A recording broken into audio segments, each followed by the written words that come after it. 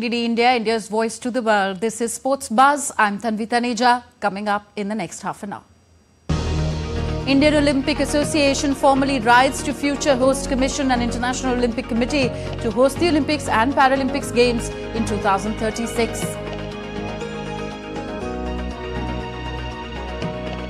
Indian boxer Mandeep Jangra clinches World Boxing Federation's super featherweight world title, beating Britain's Conor McIntosh. As Neymar picks up another injury after a year-long absence, Al Hilal secures a dominant 3-0 win over Iran's Esteghlal in AFC Champions League. And Real Madrid manager Carlo Ancelotti says soccer should take a backseat after the worst flash floods in decades swept through the eastern region of Valencia last week.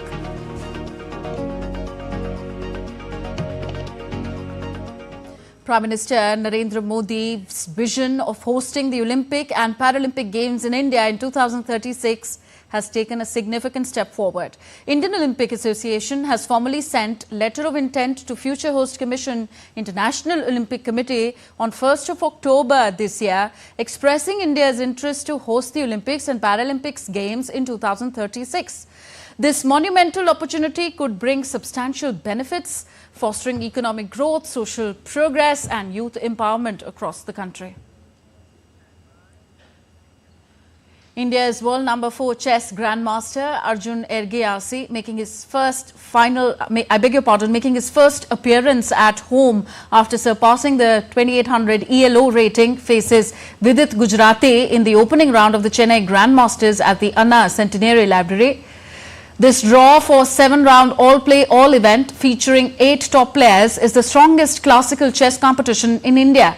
The opening round also pairs Arvind Chidambaram with Iran's Amin Tabatei, Maxime Vachier-Lagrave against Parham Moghasodlo and Levon Aronian with Alexei Sarana. The event's second edition will include a challengers section with female players competing for the first time.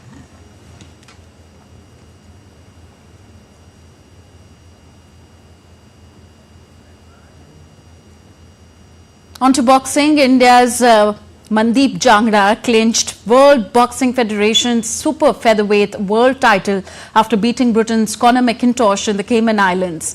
The 31-year-old, trained under former Olympic silver medalist Roy Jones Jr., has faced only one defeat in his professional career so far. He delivered powerful punches from the start, maintaining his stamina throughout the 10 rounds, while the British boxer struggled to keep up. Conor did try to make a comeback, but Jangra continued to maintain the upper hand in most rounds.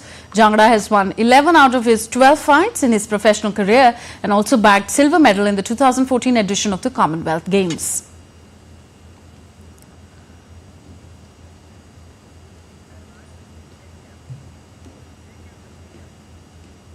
In an exclusive conversation with DD India's Narayan Singh, Indian shooter Arjun Babuta, who finished 4th in the men's 10-meter air rifle final, talked about how he dealt with Paris debacle, rise of Indian shooting and his next aim. He also highlighted the impact of Prime Minister Modi's support to Indian athletes. Take a look. Indian shooting, and we saw our shooters are winning medals at the international podiums like Olympics, Asian Games, World Cups and World Championship. And right now I'm joined by the Arjun Babuta, who finished 4th at the Paris Games and missed a medal by a whisker there. Arjun, the way Indian shooting is going on, right now how you look the Indian shooting, the way our shooters are performing well at the world level? It's actually really good. We have been performing well in the past for many years, but now the hard work and smart work is actually paying off. So it feels great to see all the shooters win all the medals, and we can expect much better results for in the future. We all know that finishing 4th and missing a medal at the podiums of the Olympics, definitely it's heartbreaking for any athlete. So how you dealt with that, and it inspired you to do better and better, so that you can, in the next edition or any event, it will push for you to cross the limit? Definitely it is going to push my limits, because I believe it was not my day that day. and I did everything that I could on my end, and I believe I can expect much better results in the future from myself, and it only boosted my confidence. It's not only about the infrastructure, but the emotional support our athletes are getting from the system. PM Modi tweets for you people, he greets you, he meets you. So how this factor is important for the Indian sport? It is very important because when we win, everybody is there, but when we don't win, nobody is there. So we need that emotional support sometimes, and we need somebody else to tell us that you have it in you to win medals in the future. So I really appreciate it. So definitely the way things are happening in the Indian sports, our athletes are appreciating it. The way Arjun said that the medal that he missed by a whisker at the Paris game, definitely he will try to convert that missing margin by winning a medal in the next edition of the Olympics game. With camera person Sunil, Narayan Singh, DD India, Delhi. In this series, Indian shooter Raisa Dhillon, who won gold medal at the Asian Shotgun Championships, in an exclusive conversation with DD India's Meher Singh, spoke about the rise of shooting in India and how sports conclaves help upcoming players gain insight from other senior players and coaches. Indian shooting is doing leaps and bounds, and today we are joined by Raisa Dhillon, who has been achieving and making the country so proud. I would like to know about the rise of shooting and how do you see the future of shooting in our country? I think it is a very, it's a very interesting sport, and especially if you see in the recent 5-6 years, almost every school has a shooting range क्योंकि इसकी equipment set up करना बहुत easy है. Like compared to football or basketball, you need big courts. Here you just need a 10-meter range and all, and you can manage to get all the equipment very easily. So opportunity is very good, and we have very talented shooters because we're very mentally strong. If you look at any of the people in the Indian team, they're very mentally strong. So बहुत अच्छी opportunity है for everybody to. We have all of these conclaves and these events where you meet senior shooters and coaches. So how does these events help you as a player? Like you get insights from senior players and other players. So do you think for you and up and coming shooters, this is a very good opportunity to interact with others?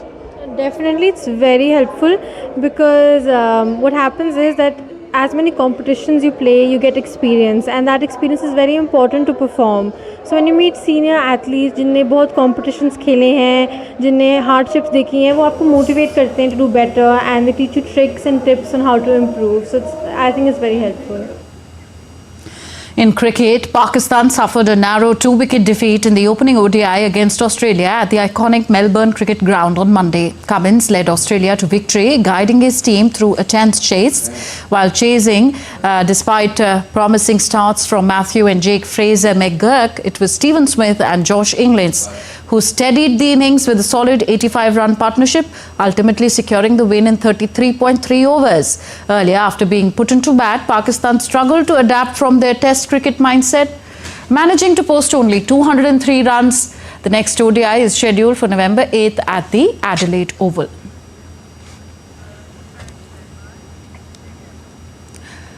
Legendary Indian cricketer Virat Kohli turned 36 on Tuesday. With numerous records and several awards in his kitty, Virat Kohli has cemented himself as one of the greatest cricketers of all time.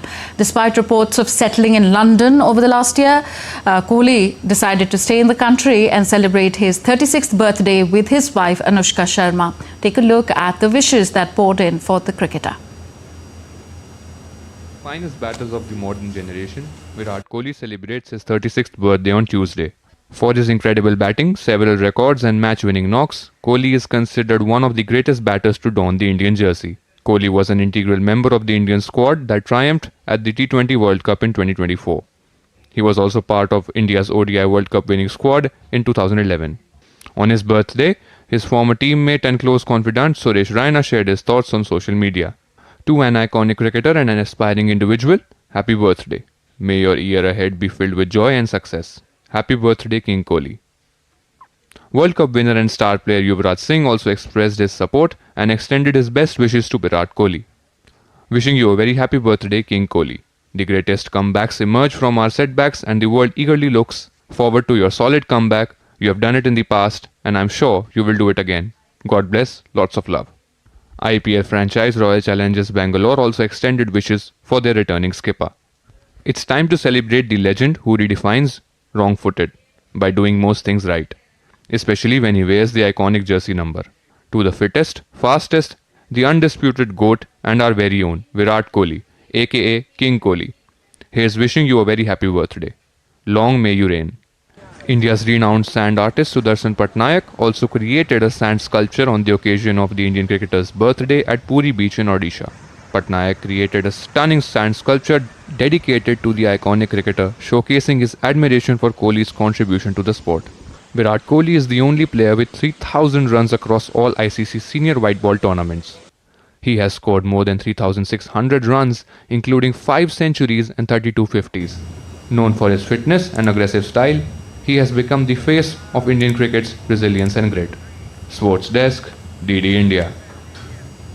And next updates from the field of soccer. Arsenal's sporting director Edu Gaspar has resigned from his role, aiming to pursue a different challenge after helping revitalise the club.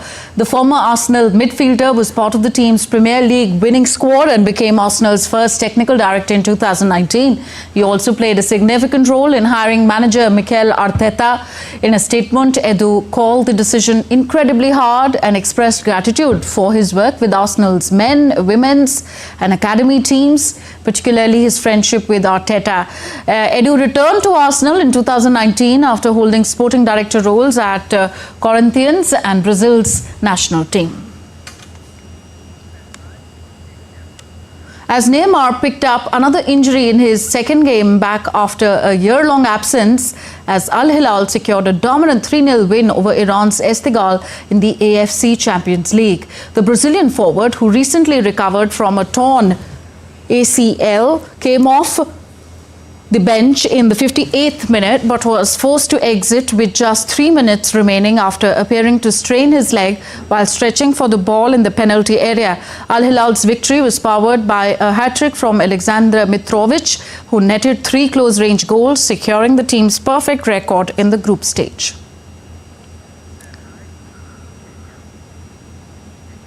Meanwhile, Neymar, after being forced to leave Monday's Asian Champions League elite match due to injury, said that he felt the issue was nothing more than a strong cramp. The Brazilian, who limped off 30 minutes after coming on as a second-half substitute, said doctors had warned him about the potential for muscle issues following his return from an ACL injury.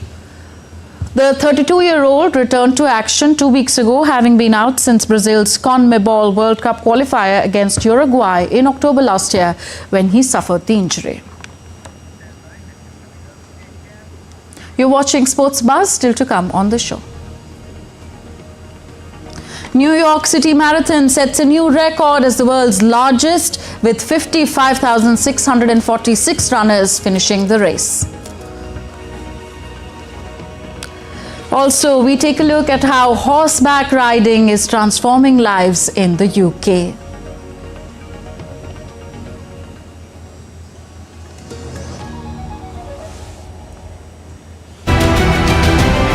Who will be the next president of United States of America? Will Donald Trump make a dramatic comeback, or will Kamala Harris become America's first woman president? It's a tight race to the White House. The knives are out and the battle lines sharply drawn. He's becoming increasingly unstable and unhinged. She's a threat to democracy because she shouldn't even be the candidate. I'm Amritpal Singh. I'm Shubhendu Ghosh.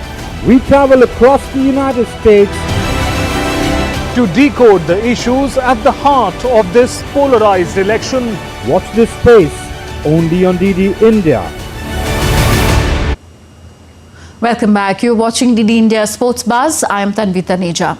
Real Madrid manager Carlo Ancelotti on Monday said that his side was prepared to play AC Milan in the Champions League, but said soccer should take a back seat after the flash floods the eastern region of Valencia saw, killing at least 215 people.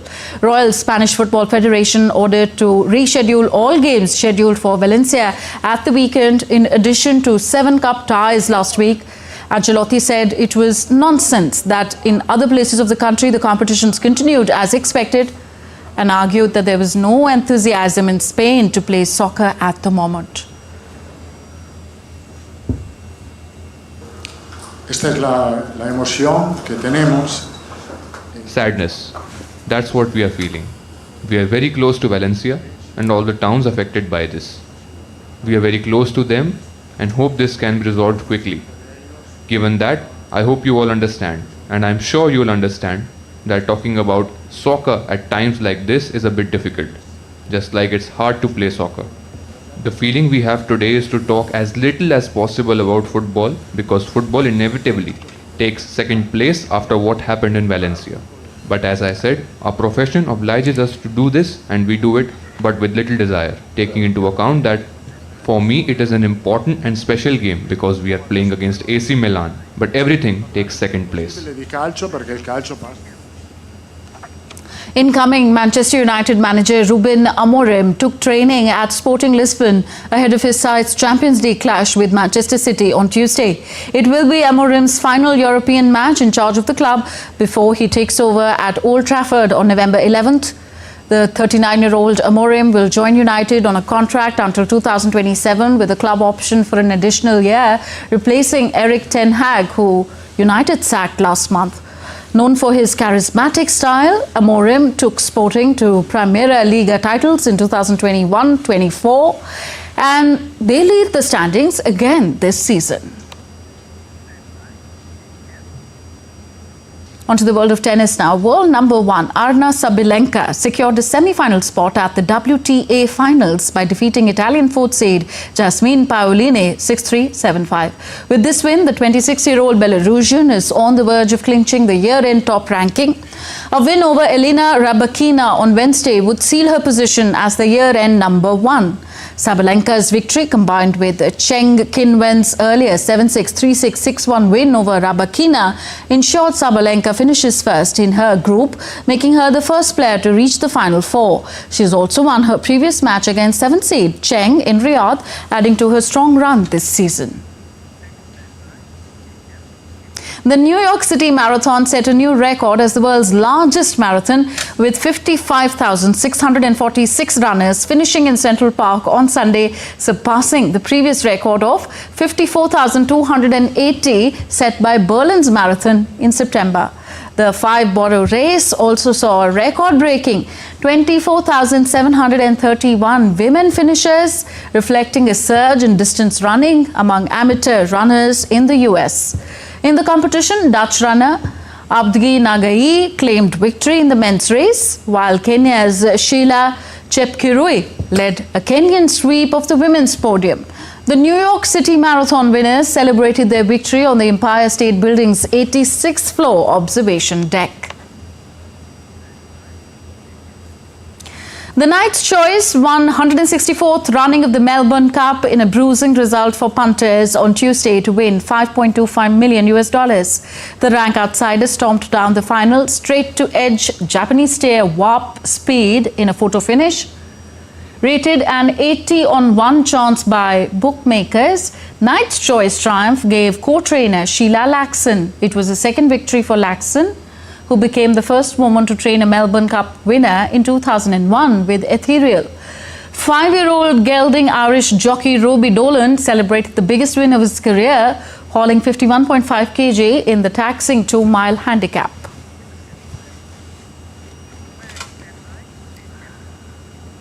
British charity Riding for the Disabled Association, with its motto, "It's what you can do that counts," is transforming lives in the UK through horseback riding and helping youngsters like 9-year-old L.A. Dimitrijevic and thousands of other children with needs that make them feel at home.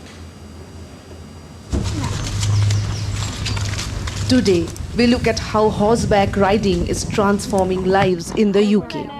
The Riding for the Disabled Association has been a lifeline for countless people with disabilities, including Paralympic gold medalist Natasha Baker, who credits the RDA for her incredible success.